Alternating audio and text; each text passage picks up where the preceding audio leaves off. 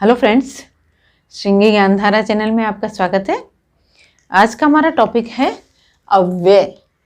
तो देखिए, इसको इंग्लिश में हम इनडिक्नेबल वर्ड्स बोलते हैं। हम इसको 3 नामों से पहचान सकते हैं। इसे अव्यय कहते हैं, अविकारी शब्द कहते हैं और अपरिवर्तनशील शब्द कहते हैं। संज्ञा, सर्वनाम, विशेषण और क्रिया ये तो होते हैं विकारी शब्द और अव्यय होते हैं अविकारी शब्द। अब देखिए, अविकारी शब्द किसे कहते हैं?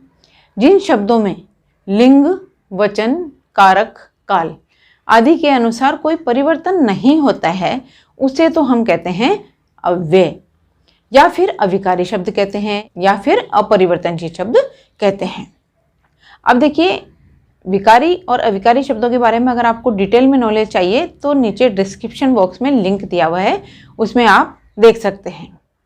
तो चलिए आइए देखते हैं कि अव्यय किसे कहते हैं। जिन शब्दों में लिंग, वचन, कारक, काल आदि के कारण कोई परिवर्तन नहीं हो सकता है, उसे हम कहते हैं अव्यय। तो अब हम एग्जाम्पल से देखेंगे। कभी कभी, इसलिए, परंतु, साथ, लिए, वा, यहाँ, अब, आजकल, ये सब क्या होते हैं? अव्यय होते हैं। इन शब्दों में किसी भी तरह का कोई परिवर्तन नहीं हो सकता है। चाहे हम लिंग बदलेंगे, चाहे कारक बदलेंगे, चाहे काल बदलेंगे, परंतु हम इनमें किसी भी तरह का कोई परिवर्तन नहीं कर सकते हैं।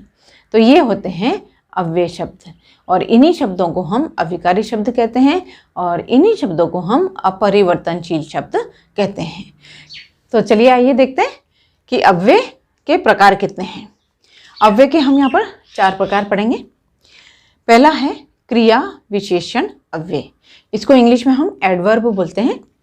सेकेंड हमारा है संबंध बोधक अव्यय, इसको इंग्लिश में हम प्रीपोजिशंस बोलते हैं। थर्ड नंबर समुच्चय बोधक अव्यय, इसको इंग्लिश में हम कंजंक्शन बोलते हैं। और फोर्थ नंबर विस्मयादि बोधक अव्यय, इसको इंग्लिश में हम इंटरजेक्शन या एक्सक्लेमेशन बोलते हैं। तो आइए अब देखते हैं, अलग अलग वीडियो में एक एक प्रकार पढ़ते हैं अब हम। तो फ्रेंड्स आइए अब देखते हैं, पहला पढ़ते हैं हम। अब देखिए, अव्यय के 4 प्रकार हैं, उनमें से पहला हम पढ़ते हैं क्रिया विशेषण अव्यय, इसको इंग्लिश में हम एडवर्ब बोलते हैं। और ये जो क्रिया विशेषण अव्यय है, वाक्य में जो शब्द क्रिया की विशेषता बताता है उसे हम क्रिया विशेषण अव्यय कहते हैं। मतलब क्रिया की विशेषता बताने वाला जो शब्द होता है वो क्रिया विशेषण अव्यय कहलाता है। अब ये जो क्रिया विशेषण अव्यय है ये 4 प्रकार का है। वैसे तो एसएससी बोर्ड वगैरह में इनके प्रकार नहीं पूछे जाते हैं, परंतु हम इनके प्रकारों को थोड़ा सा शॉर्ट में पढ़ेंगे, क्योंकि कॉम्पिटिटिव एग्जाम्स में इनके प्रकार भी पूछे जाते हैं, इसलिए हम थोड़ा शॉर्ट में यहाँ पर पढ़ेंगे। फिर उसके लिए अगर डिटेल में चाहिए तो एक अलग से वीडियो बना लेंगे। तो चलिए अब देखते हैं। पहला है हमारा स्थानवाचक क्रिया विशेषण अव्यय। अब देखिए, इसको इंग्लिश में हम बोलते हैं एडवर्ब ऑफ प्लेस। प्लेस का मतलब क्या है? जगह, स्थान। स्थान या फिर हम जगह बोल सकते हैं, जिससे हमको जगह का पता चलता है। मतलब जैसे यहाँ, वहाँ, इधर, उधर, सर्वत्र आदि। नेक्स्ट है हमारा कालवाचक क्रिया विशेषण अव्यय, इसको इंग्लिश में बोलते हैं एडवर्ब ऑफ टाइम।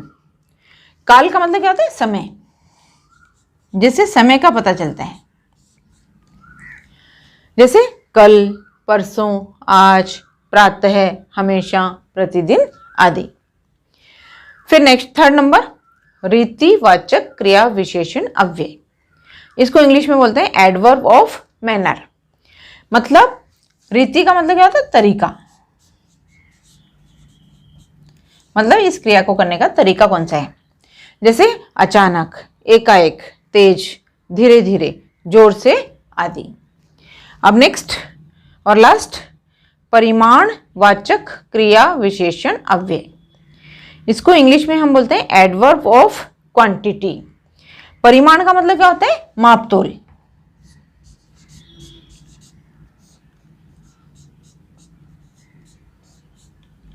जैसे थोड़ा, इतना, उतना, ज़्यादा, सिर्फ, केवल आदि।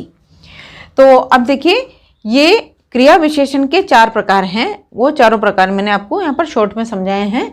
फिर अगले वीडियो में हम एक अलग से वीडियो बनाएंगे, उसमें हम इनके प्रकारों का अच्छे से एग्जाम्पल सहित लेंगे। तो वो कॉम्पिटिटिव एग्जाम्स में ज़्यादा ज़रूरत होती है उनकी, एसएससी बोर्ड वगैरह में ज़्यादा ज़रूरत नहीं होती है। एसएससी बोर्ड में खाली क्रिया विशेषण अव्यय पूछा जाता है बस।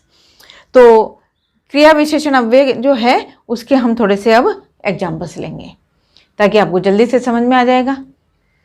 तो फ्रेंड्स आइए देखते हैं थोड़े एग्जाम्पल से। जैसे कछुआ धीरे धीरे चलता है। अब देखिए इसमें क्रिया कौन सी हो रही है? चलने की। और इस क्रिया की विशेषता कौन सा शब्द बता रहा है? धीरे धीरे। मतलब चलने की क्रिया जो है वो किस तरह से हो रही है? धीरे धीरे। तो ये जो धीरे धीरे है वो क्या कहलाएगा? क्रिया विशेषण अव्यय कहलाएगा। नेक्स्ट, घोड़ा तेज दौड़ता है। अब ये देखिए इसमें क्रिया कौन सी है? दौड़ने की क्रिया। तो दौड़ने की क्रिया किस तरह से हो रही है? तेजी से। तो ये जो तेज शब्द है वो क्या कहलाएगा? क्रिया विशेषण अव्यय कहलाएगा। नेक्स्ट, रमेश तुरंत बाजार गया। अब देखिए यहाँ पर कौन सा काम हो रहा है? जाने का, बाजार जाने का काम हो रहा है। ये जो जाने की क्रिया है ये किस तरह से हो रही है? तुरंत। तो इसमें तुरंत जो है वो क्रिया की विशेषता बताने वाला शब्द है, तो इसे हम कहेंगे क्रिया विशेषण अव्यय। नेक्स्ट, आजकल सर्दी पड़ रही है। तो देखिए ये जो सर्दी पड़ने का काम है, ये जो सर्दी पड़ने की जो क्रिया हो रही है वो कब हो रही है? आजकल। तो क्रिया की विशेषता बताने वाला शब्द आजकल है, तो इसे हम कहेंगे क्रिया विशेषण अव्यय। नेक्स्ट, पुलिस चुपचाप सारा तमाशा देख रही थी। अब देखिए तमाशा देखने का काम हो रहा है इसमें, तो ये क्रिया है और किस तरह से देख रही थी? चुपचाप। तो चुपचाप जो है वो इसमें क्रिया विशेषण अव्यय कहलाएगा। क्रिया विशेषण अव्यय, क्योंकि ये शब्द जो है क्रिया की विशेषता बताने वाला है। तो अब देखिए ये जो क्रिया विशेषण अव्यय है इसकी मैं आपको छोटी छोटी टिप्स देती हूँ कि सबसे पहले तो हमें ये देखना है कि इसमें क्रिया कौन सी हो रही है और ये क्रिया जो है वो किस तरह से हो रही है, क्रिया की क्या विशेषता है, और क्रिया की विशेषता बताने वाला जो शब्द है वही हमारा क्रिया विशेषण अव्यय कहलाएगा। तो आसानी से ढूंढ सकते हैं इसको। क्रिया देखने का पहले हम क्रिया देखेंगे और क्रिया देखने के बाद में क्रिया की विशेषता बताने वाला शब्द जो है वो तुरंत मालूम पड़ जाएगा, फिर हम समझ सकते हैं कि ये क्रिया विशेषण अव्यय है। तो क्रिया विशेषण अव्यय बहुत ईजी है।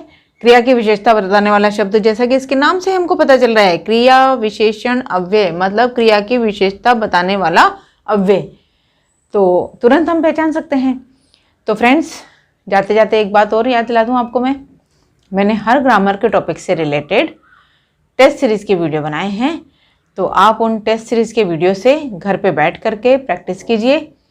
और प्रैक्टिस करने के दौरान अगर आपको कोई तकलीफ़ आती है तो मेरे उन ग्रामर के टॉपिक से रिलेटेड जो भी वीडियो हैं उनको आप ध्यान से देखिए, बार बार में देखिए। अगर नहीं समझ में आता है बार बार में देखेंगे तो समझ में आ जाएगा। तो आप मेरे उन वीडियो को बार बार में देखिए और सेल्फ स्टडी कीजिए और आपको बहुत अच्छे मार्क्स मिल सकते हैं। तो फ्रेंड्स मेरा ये वीडियो आपको कैसा लगा? अगर मेरा ये वीडियो आपको पसंद आया हो तो इसको लाइक कीजिए, शेयर कीजिए, सब्सक्राइब कीजिए और बेल आइकन को दबा दीजिए। अगले वीडियो में हम फिर मिलते हैं, तब तक के लिए बाय बाय।